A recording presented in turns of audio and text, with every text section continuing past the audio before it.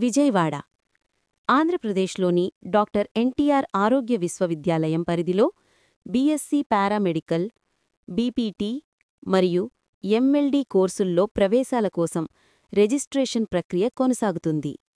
ఈ కోర్సులకు దరఖాస్తు చేసుకునే తుది గడువు అక్టోబర్ 27, 2025గా నిర్ణయించబడింది.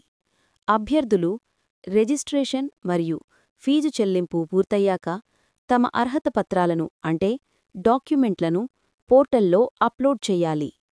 రిజిస్ట్రేషన్ పూర్తయిన తర్వాత అభ్యర్థులు తమ లాగిన్ వివరాలతో డాష్బోర్డ్లో వెరిఫికేషన్ స్టేటస్ను నిరంతరం పరిశీలించాలి అని అధికారులు సూచించారు. రిజిస్ట్రేషన్ గడువు ముగిసిన అనంతరం దరఖాస్తులు వెరిఫికేషన్ ఆఫీసర్లు అంటే VO1 మరియు VO2 ద్వారా పరిశీలించబడతాయి. వెరిఫికేషన్ విజయవంతంగా పూర్తయిన దరఖాస్తుల స్టేటస్ VO2 అప్రూవ్డ్ గా మారుతుంది.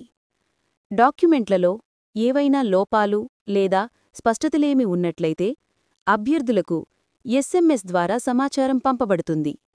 సంబంధిత డాక్యుమెంటును తిరిగి అప్లోడ్ చేసే అవకాశం కూడా ఇవ్వబడుతుంది. ఈ వెరిఫికేషన్ ప్రక్రియ నవంబర్ 2వ వారం వరకు కొనసాగుతుందని విశ్వవిద్యాలయం తెలిపింది. డేటా తదుపరి కౌన్సిలింగ్ దశలు డాక్యుమెంట్ వెరిఫికేషన్ పూర్తయిన కొద్ది రోజుల తర్వాత అభ్యర్థుల పేరులతో కూడిన ప్రొవిజనల్ మెరిట్ లిస్ట్ విడుదల చేస్తారు.